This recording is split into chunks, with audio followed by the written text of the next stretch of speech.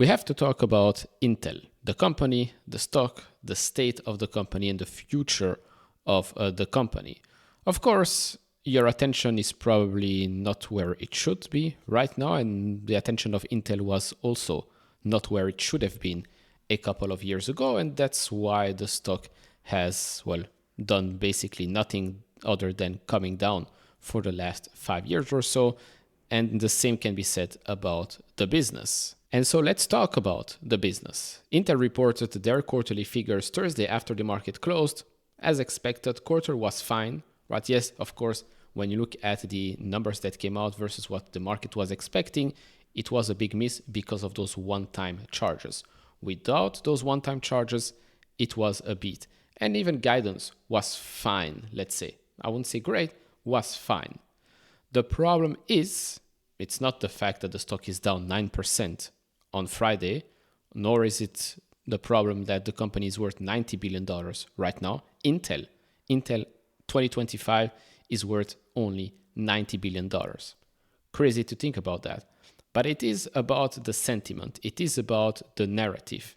And unlike many other companies that we've talked about on the channel and that I've talked about in the last couple of weeks leading into this earnings report, still didn't see any catalyst for Intel at the moment. I do see them in the back half of the year. And I think that's what the messaging is. It's about what's coming next, right? What 18A will be. Is it going to be good enough? Because 18A is extremely important for the future of the company. They even talked a little bit about 14A, which we're going to touch on that as well. Lots of changes happening at Intel. Lots of changes have been happening at Intel for the last couple of years. Lip-Bu Tan now had, of course, a full quarter to actually assess the situation, make the necessary changes, make the necessary cuts as well, and shape Intel the way he thinks Intel should be. It's not going to be pretty, but if they can turn it around, then of course Intel, in my opinion, in the future will be worth hundreds of billions of dollars. Of course, a lot can go wrong. I own Intel, I'm in the red, and as I've said, 2025 is a crucial year. I'm not married to the stock. If later this year 18A does disappoint, thank you very much. I'll take my losses and move on to something else. So let's discuss all of that in this video. I do hope you enjoyed that little bit at the start of the video. I mean, have a nice weekend, everyone. But let's discuss the earnings report. A couple of things that were mentioned during the earnings call as well. Hit all the buttons. And if you want to support me even further, do check out the link down in the description and in the pinned comment with the top 10 best stocks to buy now, or go to fool.com/couchinvestor. Thank you very much. And also special thanks to Fiscal.ai, previously FinChat, for sponsoring this video. You get 15% off if you use my link. And if you're a new user, you'll get Fiscal Pro for 2 weeks for free. So let's first up and go and look at this transcript real quick. Of course, when you look at the transcript, you can look at the report as well, or click on the AI summary and we get here all the highlights. We're of course going to ask it specific questions about some of the things that have happened in the quarter and some of the things that management talked about for the future of the company. All of that can be done here, of course, on Fiscal.ai. And of course, you get company specific metrics. So for the quarter, we see here client computing group came in at $7.87 billion. Data center and AI just under $4 billion. And Intel Foundry still generating $4.4 billion for them in revenue. It's quite something to think about that Intel Foundry alone in a year generates, let's call it half of the revenue that an AMD generates, for example. AMD, the whole company, I think this year should generate something close to $30 billion. Intel Foundry is generating something close to $17 billion.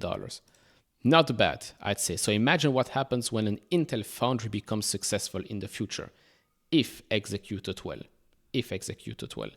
Looking at operating income, of course, the largest part here comes from the client computing segment that was just above $2 billion. That is down quarter over quarter and down year over year. But data center and AI was up 161%, and you can see a nice little increase in operating income for that segment, $633 million for that. So some positive things for sure. Some positive things for sure for Intel.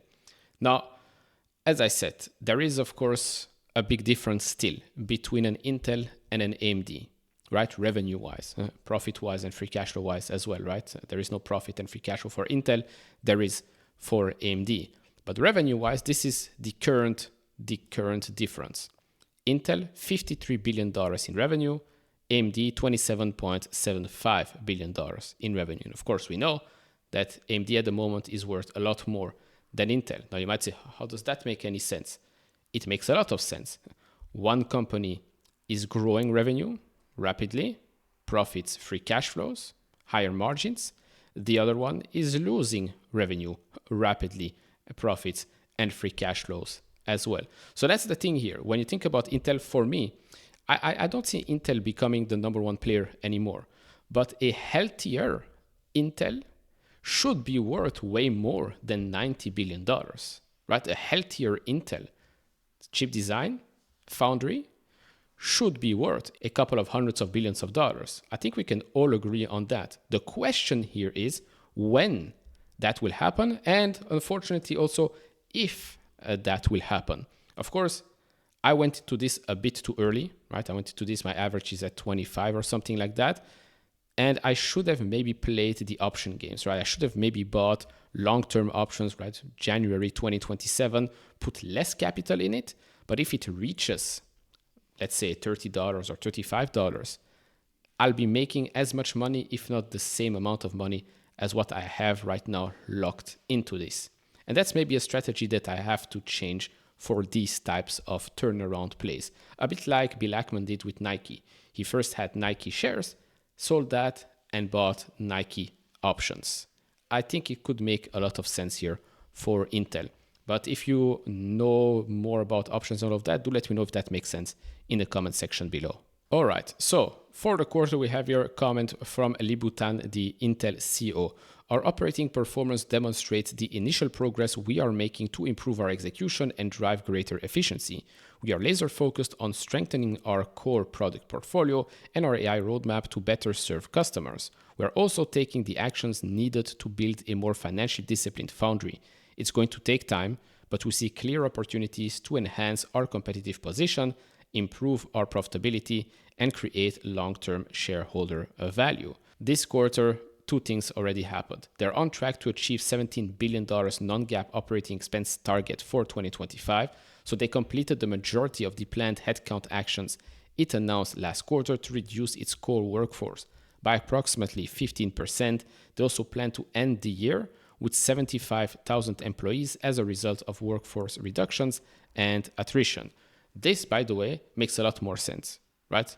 At the peak, they had 130 plus thousand employees. AMD and NVIDIA, last time I checked and I showed you this, AMD and NVIDIA combined, I think, have around 75,000 or something like that.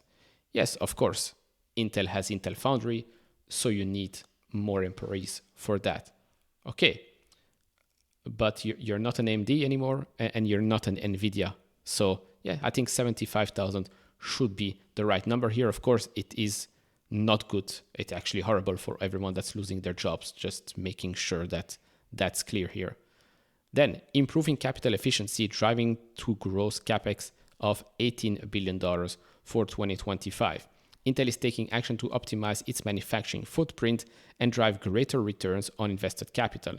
As part of this effort, Intel will no longer move forward with planned projects in Germany and Poland. The company also intends to consolidate its assembly and test operations in Costa Rica into its largest site, Vietnam and Malaysia. In addition, Intel will further slow the pace of construction in Ohio to ensure spending is aligned with market demand. As for the quarter, they recognize approximately $800 million of non-cash impairment and accelerated depreciation charges related to excess tools with no identified reuse and approximately $200 million of one-time period cost in the second quarter of 2025. These things, right, these $800 million, those are equipment, older equipment that they've no use for. And well, they just said, you know what, okay, we'll just do this at the moment. And that's why we are having here that impact, right? We see the impact here at the top. basically a loss here, 45 cents impact to GAAP EPS attributable to Intel from $1.9 billion of restructuring charges, a hit of 23 cents and 20 cents impact to GAAP and non-GAAP EPS attributable to Intel, respectively from $800 million of impairment charges and the $200 million in one-time period cost. So if we take the non-GAAP number for Intel right now, fortunately, you use a non-GAAP, so that's a 20 cents hit. And we look at the results for the quarter, EPS, a loss of 10 cents. So you added the 20 cents back, and EPS would have been 10 cents, which is 10 cents above the prior outlook of basically being break even. Same thing with gross margin, you add that back, should have been a bit, but right now it's at 29.7%, and revenue came in higher than expected, $12.9 billion, up 0.2% year over year, and up $1.1 billion above the April outlook. As for guidance, and of course, you're going to say, oh, look at those big improvements in gross margins. Yes, but again, these, if we have, again, one-time issues, one-time charges, then this will impact gross margins here as well.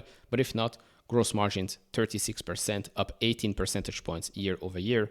Revenue also up quarter over quarter, 12.6 to $13.6 billion. And then EPS, again, break even here, and that's up 46 cents year over year. But we know last year was also quite a disaster of a quarter. So again, the stock's reaction is one thing, but that has nothing to do with the results of the quarter, because the results of the quarter were actually in line, if not a little bit better. But then again, the bar has been set extremely low. So I'm not that surprised, and I'm not justifying anything here.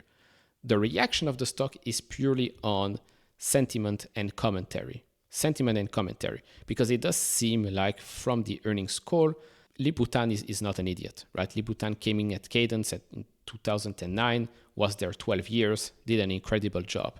He knows the industry. He knows how to lead a company. And he knows very well that Intel's best days are behind. His focus right now is on making sure that Intel can still be a good company. And that's all we need as investors right now. You need a good Intel. Because like I said, and I'll repeat the same thing again and again, a good Intel is worth a hell of a lot more than $90 billion. And Intel Foundry is going to be extremely important. You need it. Otherwise, you will have TSMC, and that's about it. Okay, you can still have Samsung, but the US doesn't want a US player. I think it wants. So it needs Intel to succeed. Now, during the earnings call, a couple of things were asked and answered. On Foundry and technology progress, Intel is making good progress on its 18A process with confidence in launching Panther Lake by the end of the year.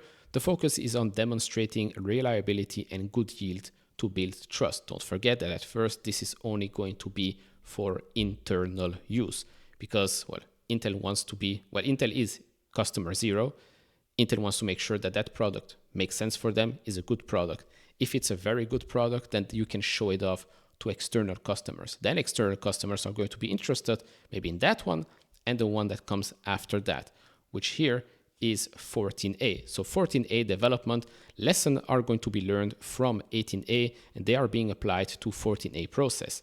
Early customer engagement is positive, but significant capex for 14A will only be committed once performance and volume commitments are firm. He does not believe, Liputan said it plain and simple, he does not believe in the build it and they will come.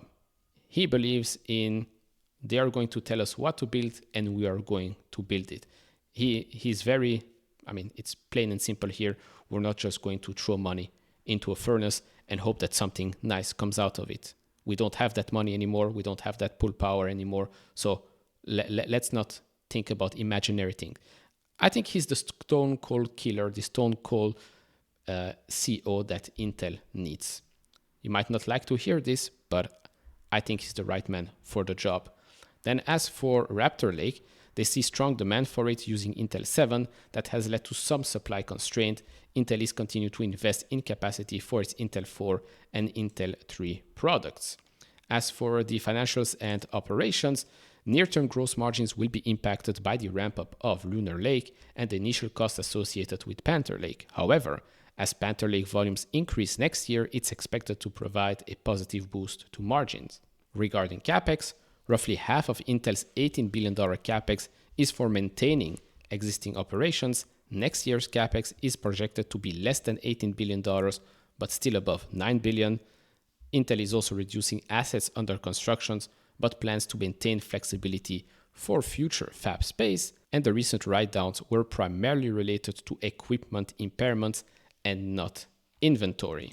As for the last thing here, the server trends and their AI strategy, very interesting. So while competitive gaps persist in the server market, Intel is seeing improvements with Granite Rapids and upcoming server products. Intel currently holds about 55% of the server market share and is working to close performance gaps, especially with large cloud providers and high-end enterprise customers. That's basically where the big money is. Intel is also focusing on inference and agentic AI. It's also increasing its software talent to offer a comprehensive full-stack approach to AI solutions, leveraging its x86 architecture and collaborating with system companies for specialized AI platforms. This is something that Libutan has talked about. This is something that he said, look, this is something that we didn't do in the past, and that was a mistake. We are going to do it for the future. Intel is also targeting 2026 for Diamond Rapids with ongoing reviews of its server roadmap and plans for new leadership in this area. Also, for those that don't know, the Xeon 6 series, more specifically the Xeon 6776P processor, currently serves as the host CPU for the NVIDIA DGX B300. Just so you know, good to know. And also the first Panther Lake processor SKUs remain on track to begin shipping later this year, with additional SKUs coming in the first half of 2026. And so right now, as you can see, we're back to prices not seen since basically a month ago, but Intel stock has been in this range since, well, August 2024. Right, we've been under 20 at 18.5. That seems to be a nice little bottom right here. And we went all the way to around $26, $27 or so. Always failed to break through that. Went back down, up, down, up, down. But this time, yes, we did make our way above the 200-day moving average. That clearly did not hold. And now we are here down at $20.80. Do I think it can go lower? I mean, the markets can do what the markets can do, but I still think that if you want to bet on Intel's turnaround story, again, I think options is a better play here. I don't see how Intel goes away. Honestly, I don't think how Intel goes away. Also purely because Libutan would not have taken that job for the sake of taking the job, right? I think he's at an age where he would rather do something else than take a job that he knows that's going to fail. I just don't think that's going to happen. I think it's going to turn around. But then again, I've said it before, it's just taking much longer than previously expected. And so I guess maybe it's time for Intel to start, well, contracting Miss Sweeney to start selling Intel products. What do you think? Let me know down in the comment section below. Have a great weekend, everyone. See you in the next one. Bye-bye.